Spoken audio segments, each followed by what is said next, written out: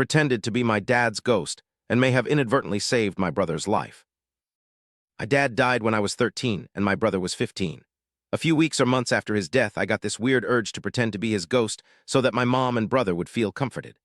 My brother and I both had the same brand stereo, and so both of our remotes were interchangeable, and there was a crack between his door and frame that allowed me to control his stereo from outside the door with my remote. I got the idea to tiptoe up to his door one night and play my dad's favorite song, Stand By Me by Ben E. King, on his stereo.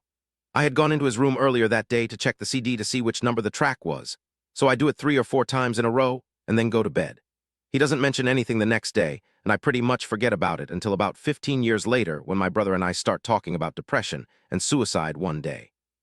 Confesses that he almost shot himself right after Dad died. I asked him what pulled him back, and he looks me dead in the face and says he had the gun in his hand when all of a sudden Stand By Me started playing. I sat there frozen.